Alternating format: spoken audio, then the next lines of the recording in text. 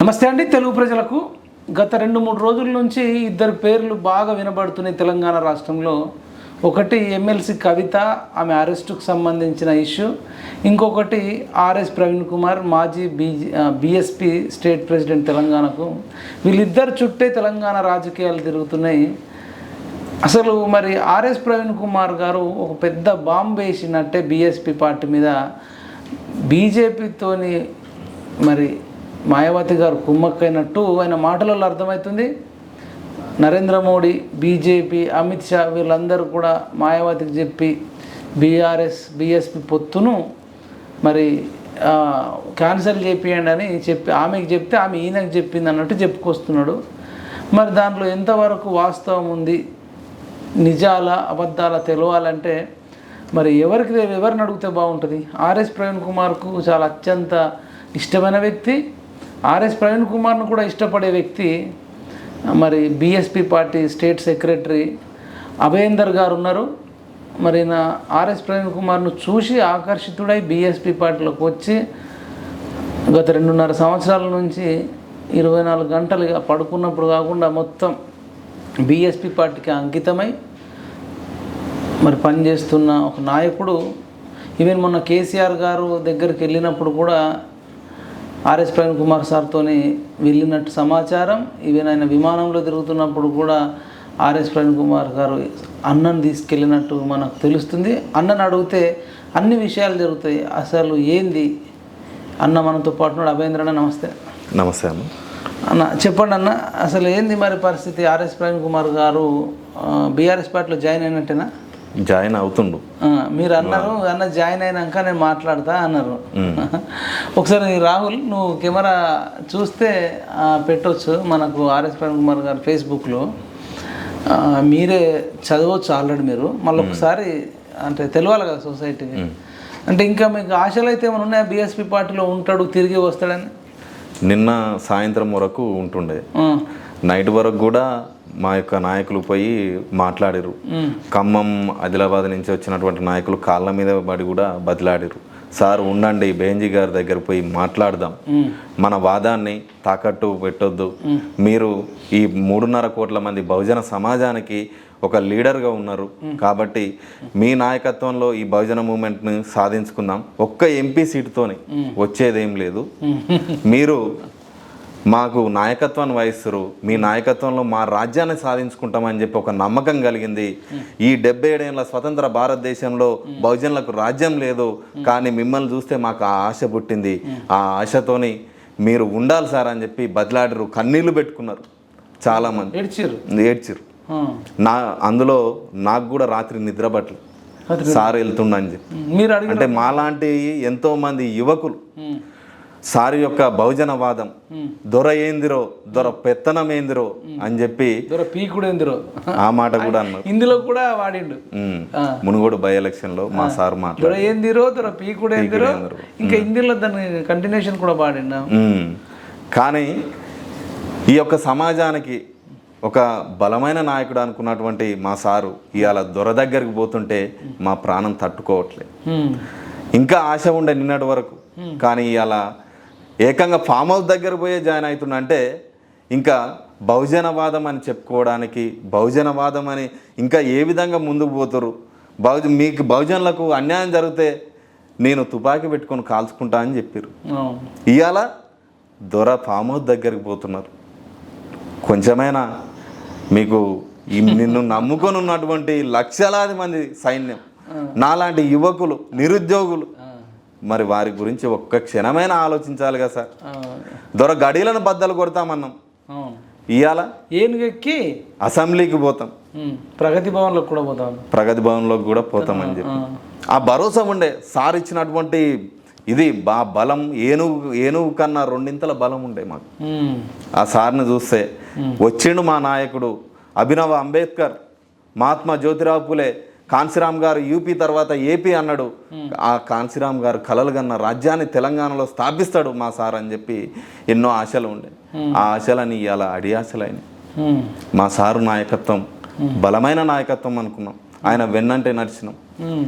కానీ ఇవాళ దొర దగ్గరికి పోయి బానిసగా మారుతుంటే మా మనసు బాధపడుతుంది. ఇవాళ ఏదైతే చైతన్యవంతమైనటువంటి రాచకొండ ప్రాంతం నుంచి పుట్టినటువంటి బిడ్డను అక్కడ ప్రజా ఉద్యమాలు ప్రజా సంఘాల ఉద్యమాలను చూసి ఈ బహుజన ఉద్యమం వైపు వచ్చినటువంటి బిడ్డను ఉస్మానియా యూనివర్సిటీలో తెలంగాణ ఉద్యమం నడుస్తుంటే ఆ ఉద్యమంతో పాటు కాన్సీరామ్ గారి చెంచాయుగం బుక్ చదివి ఇన్స్పైర్ అయ్యి ఈ బహుజన మూమెంట్ వైపు వచ్చిన. కానీ ఇవాళ దొరకాడి దగ్గరికి పోతుంటే అక్కడ దొర మోచేతి నీళ్లు తాగాలనుకుంటే మనసులో లేదు, నిద్ర పట్టట్లేదు. మా సారేనా ఈ సార్ నమ్మట్లేదు, ఇప్పటికీ నమ్మశక్యంగా లేదు. మా సారేనా ఈ సార్, మా సారేనా ఈ విధంగా ప్రవర్తించేది. ఒక్కరోజు ఒక్క క్షణం నిన్న అనేది లేకుండా ఉంటే, ఈ చరిత్రలో లేకుండా ఉంటే బాగుంటుండే. ఈరోజు చీకటి రోజుగా చెప్పబడుతున్నా నేను. నిన్న నిర్ణయం తీసుకుండు, ఈరోజు ఫామ్ హౌస్ దగ్గర పోతుంటే మనసు బాధపడుతుంది. బహుజన వాదానికి చీకటి రోజు లాంటి రోజు కనిపిస్తుంది. ఇప్పుడు మీరు బీఎస్పీ పార్టీ ఏను గుర్తుంది, బీఎస్పీ అని ఉంది, అంబేద్కర్ గారి ఫోటో, పూలే గారి ఫోటో, కాన్షీరామ్ గారి ఫోటో, మాయావతి గారి ఫోటో ఉంది, ఈ గులాబీ కండువ ఉంది. నేను అనుకుంటున్నా రేపటి నుంచో మరి ఈ రోజు నుంచో గులాబీ కండువ ఉంటుంది, దాని మీద కేసీఆర్ గారి బొమ్మ ఇక పెట్టుకుంటే హరీష్ రావు, కేటీఆర్, కవిత ఉండొచ్చు ఉండకపోవచ్చు. ఈ నలుగురు బొమ్మల ప్లేస్లో ఆ నలుగురు బొమ్మలు వస్తుంది, ఈ కలర్ ప్లేస్లో ఆ కలర్ వస్తుంది, ఇక్కడ ఏనుగు ప్లేస్లో కార్ వస్తుంది, తర్వాత బీఎస్పీ ప్లేస్లో బీఆర్ఎస్ వస్తుంది. సార్ మెడలో అది ఊహించుకుంటే మీకు ఎట్లా అనిపిస్తుంది? అది ఊహించడానికి కూడా మనసు ఒప్పట్లే, జుగుప్సాకరంగా ఉంది చాలా.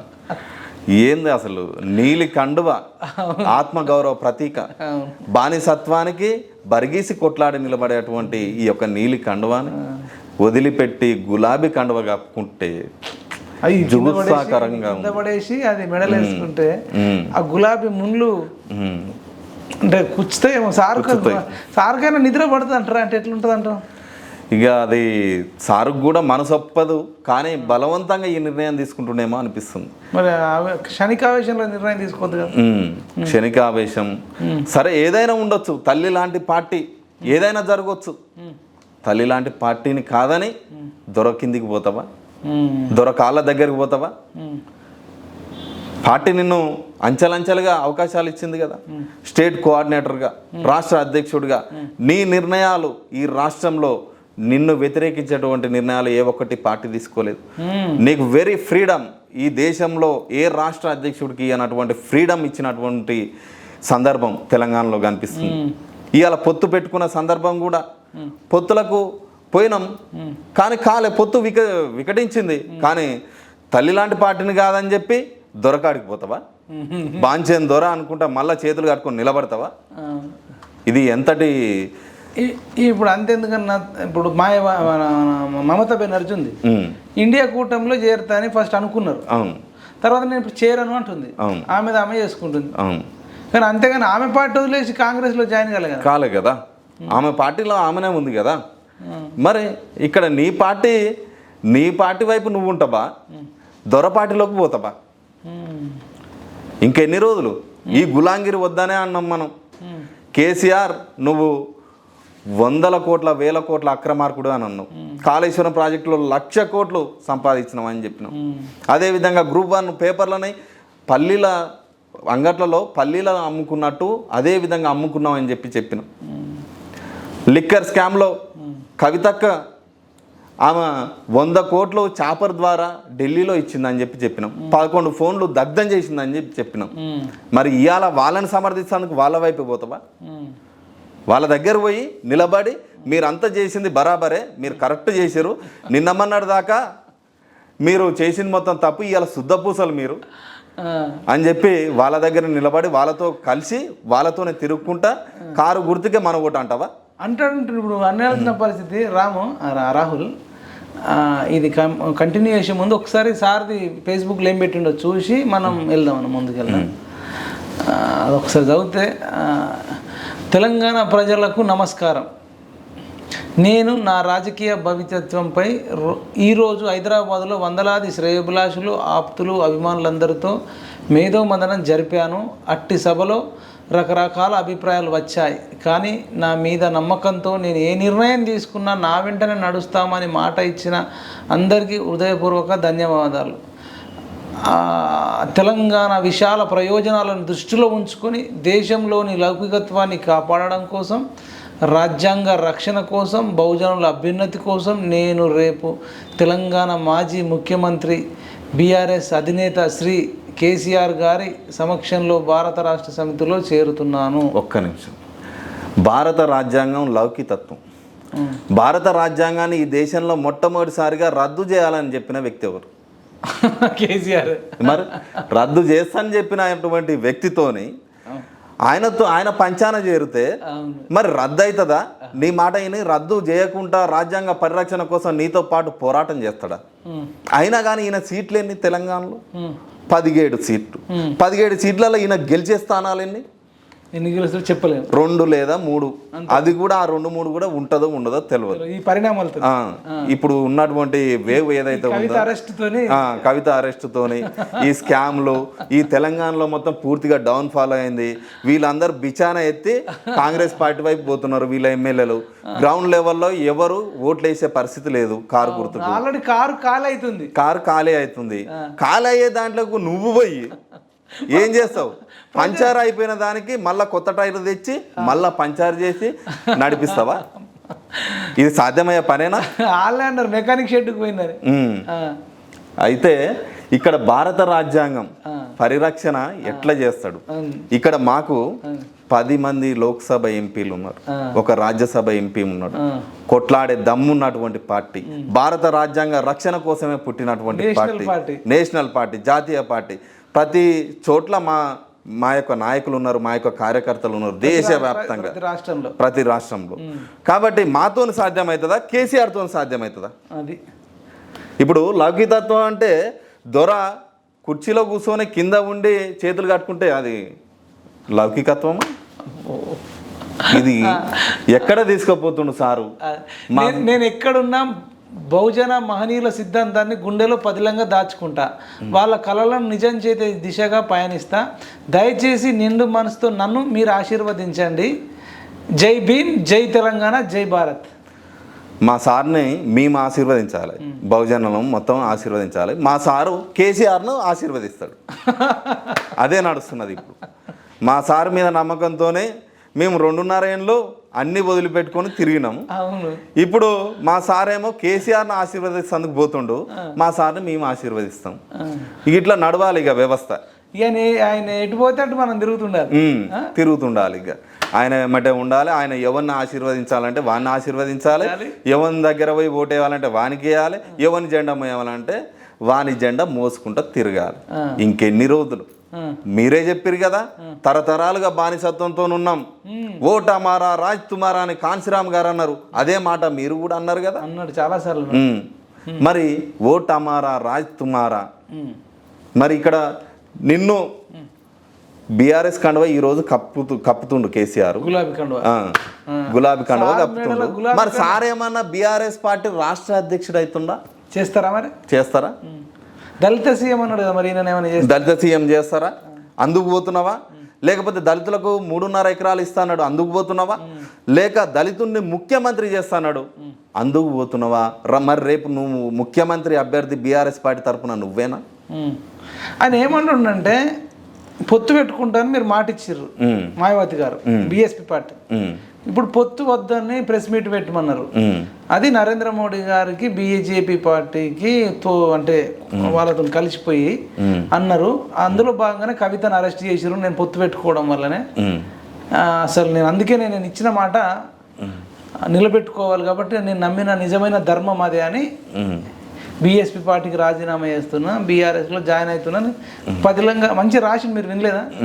విన్నా, చూసి. మరి మళ్ళీ ఇంకెందుకు విమర్శిస్తున్నారు అవన్నీ? అయితే పొత్తులు అనేటివి ఒక పార్టీతో పొత్తు పెట్టుకుంటున్నాం మనం, అందులో సయోధ్య కుదరదు. మీరు పోయిరా కేసీఆర్తో? పోయినా, కూర్చున్నాం. మా సెంట్రల్ కోఆర్డినేటర్ రామ్జీ గౌతమ్ గారు వచ్చారు, మా సార్ వచ్చిండు, మా వైస్ ప్రెసిడెంట్ దయానందరావు గారు వచ్చారు, అదేవిధంగా మందా ప్రభాకర్ గారు, ఆయన కూడా సెంట్రల్ కోఆర్డినేటర్, ఆయన కూడా వచ్చిండు. National coordinator Ramji Gautam MP గారు వచ్చారు. ఇక అదేవిధంగా ఈశ్వర్ అని జనరల్ సెక్రటరీ, అదేవిధంగా విజయార్య గారు జనరల్ సెక్రటరీ. మేమందరం పోయినాం. అసలు పొత్తు ప్రపోజల్ కేసీఆర్ తెచ్చిండా, మాయావతి గారు తెచ్చిర్రా, ఆర్ఎస్ ప్రవీణ్ కుమార్ గారు తెచ్చిర్రా? పొత్తు ప్రపోజల్ బేసిక్గా బీఆర్ఎస్ పార్టీని లేపడానికి ఆర్ఎస్ ప్రవీణ్ కుమార్ గారు తెచ్చారు. మీతో చెప్పిండ ఫస్ట్ చెప్పలే, ఈ సినారియో చూస్తే అదే అర్థమవుతుంది. మరి ఎట్లా ఇక్కడ ఏంటంటే అక్కడ మేము 3 సీట్లు అడిగినాం. కాదన్న, మీరు 3 సీట్ల కంటే ముందు చాలా మందికి ఇది $1 మిలియన్ క్వశ్చన్. ఫస్ట్ కేసీఆర్ నుంచి వచ్చిందా ప్రపోజల్ మనం కలిసి పొత్తు పెట్టుకుందాం ఎంపీ ఎన్నికల్లో అని, లేదంటే ఆర్ఎస్ ప్రవీణ్ కుమార్ నుంచి వచ్చిందా, లేదంటే మాయావతి గారి నుంచి వచ్చిందా? ఈ ముగ్గురిట్లలో ఎవరు అనేది అసలు మీకు తెలుసా? మా అధినేత బెహెన్జీ కుమారి మాయావతి గారు పొత్తు ప్రపోజల్ మాట ఎత్తలేదు. అసలు ఆమె ఏం పట్టించుకోలేదు. ఈ దేశంలో ఎక్కడ ఏ పార్టీతోని పొత్తుకు పోమని చెప్పింది క్లియర్. మరి కానీ ఇక్కడ ఆర్ఎస్పి గారు కేసీఆర్ మధ్యలో ఏం జరిగింది అనేది నాకు తెలియదు. వాళ్ళిద్దరు మరి కేసీఆర్ వచ్చి ఆర్ఎస్పి గారిని అడిగారా, ఆర్ఎస్పి గారు పోయి కేసీఆర్ అసలు ఎవరు చెప్తలేరు. ఇప్పుడు మీరు బీఎస్పీ పార్టీలో సెక్రటరీ అన్న, మీకైనా తెలవాలి కదా ప్రపోజల్ మీ పార్టీ నుంచి పోయిందా వాళ్ళ పార్టీ నుంచి వచ్చిందంటే ఇది $1 మిలియన్ క్వశ్చన్ అన్న, దీనికి ఆన్సర్ చేయండి. మా పార్టీ నుంచి అయితే పొత్తు ప్రపోజల్ లేదు, అది బెహెన్జీ గారు ఒప్పుకోలేదు, అది కేసీఆర్ నుంచే వచ్చింది. కేసీఆర్ గారు ఆర్ఎస్ ప్రవీణ్ కుమార్ గారు చెవులేసి ఉంటారు. ఎందుకంటే ఇవాళ కవిత గారు అరెస్ట్ అవుతారని తెలుసు, రేపు కేసీఆర్ గారు పోతారు, కేటీఆర్ గారు పోతారు, హరీష్ రావు గారు కూడా పోతారు. ఈ పార్టీని లేపాలి, దీనికి ఒక నాయకుడు కావాలి. కాబట్టి ఒక దళిత బిడ్డగా ఈ సమాజంలో కొంచెం అవేర్నెస్ ఉన్నటువంటి వ్యక్తిగా కొంత సమాజం ఈయన చెప్తే వింటది. కాబట్టి అటువంటి బలమైన వ్యక్తి కావాలని చెప్పి మా సార్ని దొడ్లకి తీసుకుపోయింది. ఇక్కడ నుంచి చెప్పండి ఏం జరిగి ఉంటుంది. మేము 3 సీట్లు ప్రపోజల్ పెట్టినాం. 3 సీట్ల కంటే ముందే మీ పార్టీకి ఫస్ట్ ఇన్ఫర్మేషన్ ప్రవీణ్ సార్ ఇచ్చిండా? ఇచ్చింది, బెహెన్జీ గారికి ఇచ్చారు. మీకు కంటే ముందే మేడంకి చెప్పిండా? సెంట్రల్ కోఆర్డినేటర్ మేము పొత్తు పెట్టుకున్నామని ఆలోచన వచ్చిందనే విషయం ఫస్ట్ ఆలోచన రావాలి కదా. ఆలోచన వచ్చిందనే విషయం నేషనల్ కోఆర్డినేటర్ రామ్జీ గౌతమ్ గారికి చెప్పారు, ప్రవీణ్ గారు చెప్పిండు. ఆ విషయం బెహెన్జీ గారికి చెప్పారు. ఓకే, మరి బీఆర్ఎస్ పార్టీ అంటారు కదా, మరి బీఆర్ఎస్ పార్టీ కేసీఆర్ జాదా హుషార్ అన్నదా, ఇక మరి ఆయనతో పొత్తు అంటే మరి కష్టమవుతుంది. ప్రవీణ్ అవసరం లేదు, భవిష్యత్తు ఉన్నది నీకు, ఇట్నే కొట్లాడు. మేము కూడా పోరాటం చేసినప్పుడు ఈ ఎమ్మటే రాజ్యం రాలేదు, మెల్లమెల్ల ఫైట్ చేస్తుంటేనే రాజ్యం వచ్చింది. కాబట్టి ఇప్పుడే అవసరం లేదంటే, లేదు మేడం, దక్షిణ భారతదేశం నుంచి నేను ఒక్కరిని ఎంపీ అయి చూపెడతా అని చెప్పిండు. అంటే ఎవరు లేరా? ఇప్పటిదాకా ఎవరు లేరు. నేనైతే ఫస్ట్ నేనైతే చరిత్ర సృష్టిస్తా అని చెప్పి మా సారు ఛాలెంజ్ చేసిండు. సరే నీ ఇష్టం ప్రవీణ్ అంటే అంత ఫ్రీడమ్ కూడా ఇచ్చింది మేడం. జనరల్గా మాయావతి మేడం గారు ఎవరి మాట అంత సీరియస్గా అంటే పట్టించుకోదు. మేడం చెప్పిందే వినాలి. కానీ ఫస్ట్ టైం ఈయన ఆర్ఎస్ ప్రవీణ్ కుమార్ గారు మాట విన్నది, ఫ్రీడమ్ ఇచ్చింది. ఏ రాష్ట్రంలో కూడా పొత్తు లేదు, కానీ ఇక్కడ మాత్రమే పొత్తుంది. అది కూడా ఎందుకంటే ఇండియా అలయన్స్లో మేము లేము, ఎన్డీఏ అలయన్స్లో లేము, రీజనల్ పార్టీతో పొత్తు పెట్టుకోవడానికి ఓకే చెప్పింది. కానీ మేము జాతీయ పార్టీ కాబట్టి మాకు కూడా ఇచ్చే సీట్ల విషయంలో సమాన ప్రాతినిధ్యం కల్పించాలని చెప్పి 3 సీట్లు అయితేనే మనం పొత్తుకు పోదాం, లేకపోతే లేదని చెప్పింది అవుట్రైట్గా. అట్లయితేనే పొత్తుకు పో, లేకపోతే లేదు, అవసరం లేదు. 17 సీట్లలో మన బిడ్డలను నిలబెడదాం, మనం మన వాదాన్ని జనం దృష్టికి తీసుకుపోదాం. మన వాదం బలమైన వాదం, మన వర్గాల కోసం మనం కొట్లాడేటోళ్ళం. ఇప్పుడే మనం అలసిపోతే ఎట్లా? వచ్చి 3 ఏళ్ళు అవుతుంది, 3 ఏళ్ళ అప్పుడే మనం అధికారంలోకి పోవాల్సిన అవసరం ఏమో. పోరాటం చేస్తేనే జనం నుంచి మనకు సానుకూల పవనాలు వీచినప్పుడు ఖచ్చితంగా రాజ్యంలోకి వస్తాం. మొన్న కూడా మేము కూడా చాలా చోట్ల గెలిచే వాళ్ళమే, కానీ మాకు ఓట్లు వేస్తే మళ్ళా ఓటు చీలిపోయి దొర గెలుస్తాడా అని చెప్పి కాంగ్రెస్ వైపు జనం ఓట్లు వేసారు. ఎలాగో దొరని గద్దె దించాలనే ఉద్దేశంతో మాత్రమే ఆ నిర్ణయం జరిగింది. చాలా మంది చెప్పారు మీకు ఓటేయాలని ఉంది, కానీ ఈసారి మాత్రం ఆగండి, ఈ దొరని దించాలి, ఎట్టి పరిస్థితులలో దొరని దించాలి, ఈ దొర పోయినాక నెక్స్ట్ మీకు అవకాశం ఇస్తాం, అది అందుకే అని చెప్పి కాంగ్రెస్ పార్టీకి వేస్తున్నాం అని చెప్పి కూడా చెప్పారు. రైట్. అయితే చర్చలకు మొత్తానికి 3 ఇస్తే ఒప్పుకోండి మేడం చెప్పింది. ఈ సారు మీ అందరిని తీసుకొని ఎక్కడికి వెళ్ళి నందినగర్గా? నందినగర్. మీరు ఫస్ట్ టైమా ఫస్ట్ టైం కేసీఆర్ని చూడడం సెకండ్ టైం. అంటే దగ్గర నుంచి ఫస్ట్ టైం. దగ్గర నుంచి దూరం నుంచి సభలలో చూసినా ఏమనిపించింది కేసీఆర్ చూడంగానే? అంటే ఎట్లా ఉన్నాడు? చాలా మందికి డౌట్ అన్నారు. కేసీఆర్ ఫేస్ లో ముక్కుకు మాత్రమే కండ ఉంది, ఒంట్లో దేనికి కండలేదు. లేదా వచ్చిండు మంచిగానే నడుస్తుండగా. షేకండి ఇచ్చిరా? షేకండి ఇట్లా మనం కూర్చున్నంత దగ్గరలోనే కూర్చురా? దగ్గరలోనే కూర్చున్నాం. అట్లా కేసీఆర్ గారు కూర్చున్నారు, ఇక్కడ ఆర్ఎస్పీ గారు కూర్చున్నారు, పక్కన విజయారాయ్ గారు కూర్చున్నారు, ఆ తర్వాత నేను కూర్చున్నా, ఇక్కడ హరీష్ రావు గారు, ఇవన్నీ. ఎట్లా వెల్కమ్ చేసిండు, మంచిగానే రిసీవ్ చేసుకున్నాడు. ఇక మాట్లాడిన అన్ని విషయాలు చర్చించిండు. ఇక 3 సీట్లు అయితే ఇక కష్టం అని చెప్పి చెప్పిండు కేసీఆర్. మీ ముందే చర్చలు జరిగినాయా? జరిగినాయి. మీరున్నారు నిలువెత్తి సాక్ష్యం. 3 సీట్లు కావాలా అంటే ఎట్లా మొదలు పెట్టడం? ఇక మొదలు పెట్టడం అంటే ఇక కొన్ని విషయాలు, జాతీయ రాజకీయాలు, ఇక్కడ రాజకీయాలు, ఇవన్నీ డిస్కషన్ చేసి ఫైనల్ గా మీ నుంచే ప్రపోజల్ పోయింది. 3 సీట్లు అయితేనే మేము పొత్తు కొప్పుకుంటామని చెప్పి మా నేషనల్ కోఆర్డినేటర్ గారు చెప్పారు. ఇక 3 అయితే కష్టము, 2 అయితే ఇస్తామని చెప్పారు. ప్రవీణ్ సార్ ఏం మాట్లాడలే? మాట్లాడి నువ్వు 2 కాదు 3 కావాలని చెప్పిండు సార్ కూడా 3 అన్నాడు. 3 అన్నాడు. ఇక తర్వాత ఇక కేసీఆర్ గారు 2 అనేసరికి ఇక మేము తర్వాత మాట్లాడతాం, బెంజీ గారితో మాట్లాడినాక చెప్పాలి. అక్కడి నుంచి గ్రీన్ సిగ్నల్ వస్తే పొత్తుకు పోతాం, లేకపోతే లేదని చెప్పి వెళ్ళొచ్చినాం. అయిపోయినాక ఇక సారు నాగర్ కర్నూలులో సభ పెట్టిండు. ఇక మంచి గ్రాండ్ సక్సెస్ అయింది కాంశీరామ్ గారి జయంతి. అయితే ఇక ఆ సభ అయిపోయినాక తెల్లారి చూస్తే ట్విట్టర్లో రాజీనామా చేస్తున్నా, ఈ పొత్తు ఒప్పుకోవట్లేదు బెహెంజీ గారు, అందుకే రాజీనామా చేస్తున్నా అన్నాడు. మీకు షాకింగ్ అని ఎట్లా అనిపించింది? షాక్ అయినా. అసలు రాజీనామా చేసుడేంది, పార్టీ అధ్యక్షుడు రాజీనామా చేస్తుంది, పార్టీకి పొత్తు క్యాన్సల్ అయితే ఏంది, ఇండివిజువల్గా పోటీ చేద్దాం, మన బలగం లేదా, బహుజన బలగం మొత్తం మనదే కదా, ఇండివిజువల్గా పోటీ చేయొచ్చు కదా. పొత్తు క్యాన్సల్ అయింది, మరి సయోధ్య కుదరలేదు కాబట్టి ఈ యొక్క పొత్తుని మేము విరమించుకుంటున్నాం అని చెప్పి ప్రజలకు చెప్తే ప్రజలు మీ యొక్క మాటని శిరసావిస్తారుగా, నమ్ముతారు కదా. ఈ పొత్తు క్యాన్సల్ అయితే ఏమో ఆకాశం ఏమో ఊడి పడట్లేదు కదా, పోయిపోయి మళ్ళీ ఆ దొంగతోని. అప్పటికే మీకు ఇష్టం లేదు, అప్పటికే ఎవ్వరికి ఇష్టం లేదు, గిల్టీ ఫీలింగ్ ఉంది చాలా మందికి. ఈ ప్రవీణ్ సారే మా కార్యకర్తలకే కాకుండా గ్రౌండ్ లెవెల్లో ఉన్నటువంటి ప్రతి ఒక్కరు బహుజనవాదులు, ఎంతో కొంత పార్టీ సింపథైజర్స్, సామాన్య జనం కూడా పోయి కేసీఆర్ తోని ఎట్లా పొత్తు పెట్టుకుంటారు అని చెప్పి ఫోన్లు చేసి మరి అనమాట. మన్నటి దాకా అని తిరిగి వాడిని తిట్టి వాడిని ఎలగొట్టి కూడా 90 రోజులు కూడా గడవలే, అటు ఇంచుమించు 100 రోజులు అయిపోతుంది. మరి ఈ 100 రోజులలో మళ్ళా అంతోని కలుస్తారు. మన్నటి దాకానేమో వాడు లక్షల కోట్ల కుంభకోణం చేసిన అని చెప్పారు, లీకులు, లిక్కరు, ల్యాండ్, ఈ మాఫియాలు మొత్తం చేసిన చెప్పాలంటే బీఎస్పీ పార్టీ చాలా కష్టపడ్డది.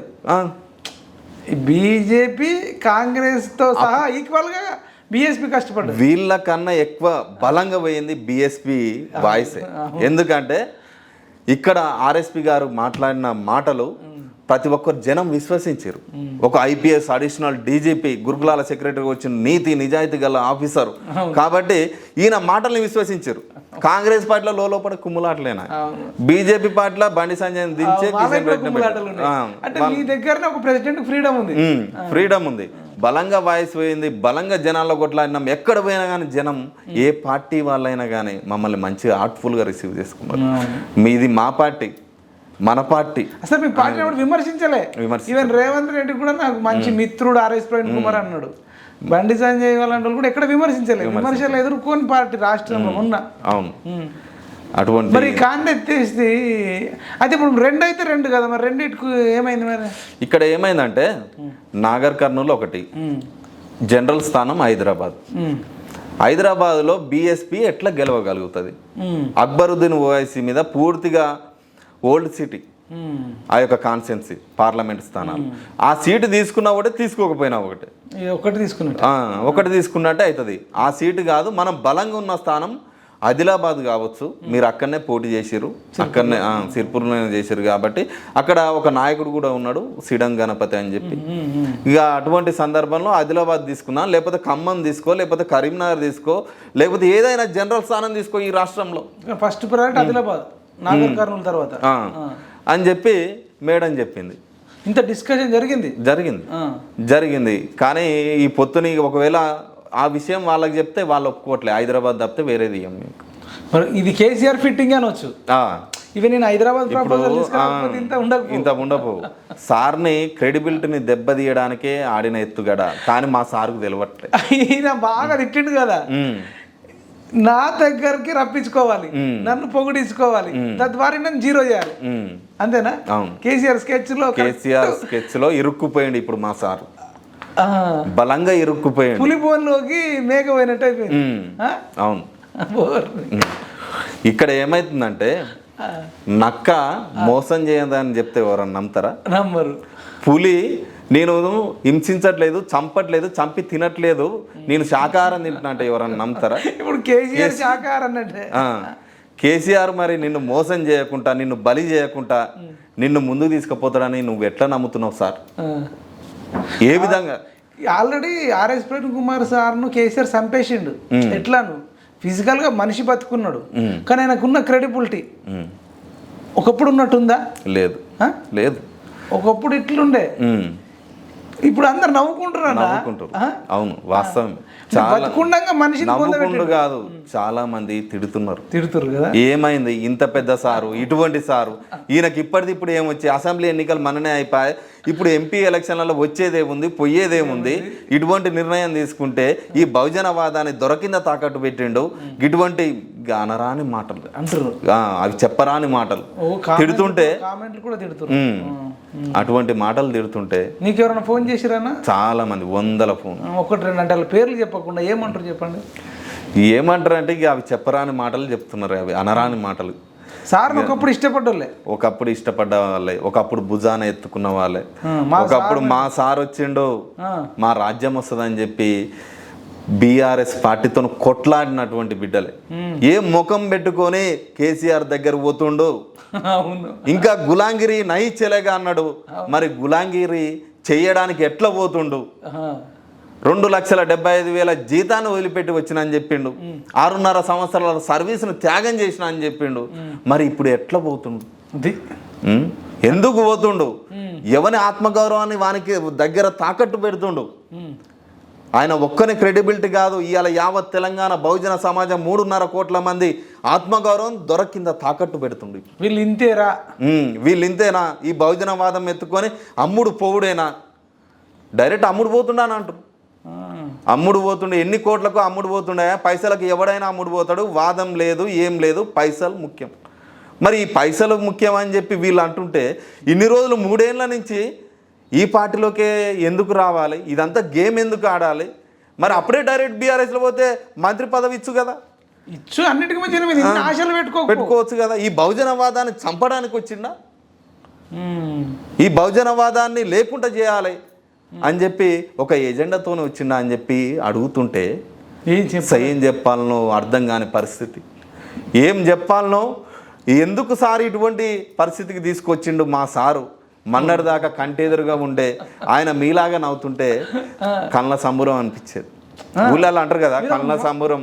అభేందర్ బాగున్నావా అని చెప్పి ఆయన మాట్లాడే విధానం కానీ, తీరు కానీ. ఆ సార్ ఇప్పుడు పోయి దొరకాడికి పోతుంటే ఎందుకు పోతున్నావా అని చెప్పి ప్రతి ఒక్కరు తిడుతుంటే మనసు భరించలేకుంటుంది.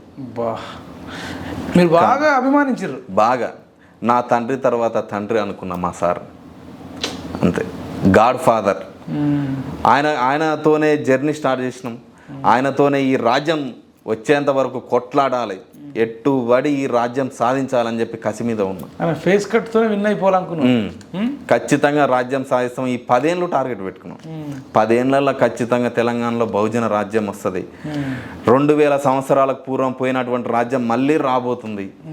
మన చేతిలోకి అధికారం వస్తుంది, మనోళ్ళు కూడా ఎమ్మెల్యేలు అవుతారు, మనోళ్ళు కూడా మంత్రులు అవుతారు, మన బహుజన బిడ్డ ముఖ్యమంత్రి అవుతాడు, మనోళ్ళు సర్పంచ్లు అవుతారు, జడ్పీ చైర్మన్లు అవుతారు, ఎంపీపీలు అవుతారు. ఈ ప్రతి చోట మన బిడ్డలు ఉంటారు, బహుజన బిడ్డలు అని చెప్పి కలలు కన్నాం. కానీ ఆ కలలన్నీ కళ్ళలు అయిపోయినాయి. ఇటువంటి అన్నిటికి మించి ఓ క్వాలిటీ ఎడ్యుకేషన్ వస్తుంది, క్వాలిటీ విద్యా వైద్యం బాగా అయితే విద్యా వైద్యం ఇవి రెండు మన సమాజానికి దూరంగా ఉన్నాయి. ఇవి రెండు మన సమాజానికి దగ్గర ఉంటే మన వాళ్ళు కూడా బంజారాహిల్స్ జూబ్లీహిల్స్లో ఉండేటోళ్ళు. వైద్యం చేయించుకోవాలంటే ఇవాళ ఎకరం అమ్మాల్సిన పరిస్థితి అవుతుంది దవాఖానలకు పోవాలనుకుంటే. అటువంటి సిచ్యువేషన్ ఉన్నటువంటి సందర్భంలో ఇటువంటి సార్ వస్తే విద్య కానీ వైద్యం కానీ విద్యాపరంగా మన పిల్లలు కూడా అమెరికా ఒకరిద్దరు పోయేది అందరు పోవచ్చు. క్వాలిటీ ఎడ్యుకేషన్, కోడింగ్, డీకోడింగ్ లాంటి ఎడ్యుకేషన్ మొత్తం ఇక్కడనే ఏర్పాటు అవుతుంది. యుఎస్ యూకే పోయి డాలర్లు సంపాదిస్తారు, డప్పులు కొట్టే చేతులు డాలర్లు సంపాదించాలన్నాడు మా సార్. అటువంటి డాలర్లు మరి ఇప్పుడు కేసీఆర్ దగ్గర పోయి సంపాదించాలనా? ఈ డాలర్ల ద్వారా మరి మన బిడ్డలకు ఈ డాలర్ల ఆశ చూపెట్టినావు, మరి ఈ డాలర్లు ఎక్కడ పోయినాయి సార్? ఎలా మన బిడ్డల బ్రతుకుల్ని ఎట్లా మార్చుదాం అనుకున్నావు? ఏ విజన్తో రాజకీయాల్లోకి వచ్చినావు? మరి ఇప్పుడు మళ్ళా ఆ దొర దగ్గరికి ఎట్లా పోతున్నావు? ఒక్కసారైనా ఆలోచన చేయాలి కదా. ఎంతమంది ఏడుస్తారు ఈ ట్యాంకు? చాలా మంది. నిన్న అయితే ఘోరంగా ఏడ్చారు. సారు కాళ్ళ మీద కూడా పడ్డారు. ఒకసారి మేము బెహంజీ మాయావతి గారి దగ్గర పోయి ఆమె కాళ్ళ మీద పడైనా కానీ మళ్ళీ మిమ్మల్ని తీసుకొని వస్తాం, మీ నాయకత్వంలోనే ముందు పోతాం తెలంగాణలో అని చెప్పారు. అదేవిధంగా చాలామంది విశ్లేషణ చేసిండు, సభ పెట్టిండు పెద్ద గోల్కొండ దగ్గర పద్మావతి గార్డెన్లో. చాలామంది బీఆర్ఎస్ వైపు పోతే మేము మీ వెంట రాము, బీఆర్ఎస్ పార్టీ వైపు వెళ్ళకండి, పెడితే సొంతంగా పార్టీ పెట్టండి, ఆత్మగౌరవం కోసం సొంతంగా పార్టీ పెట్టండి, కానీ బీఆర్ఎస్ పార్టీ వైపు మాత్రం పోకండి అని చెప్పి 99% మంది చెప్పారు.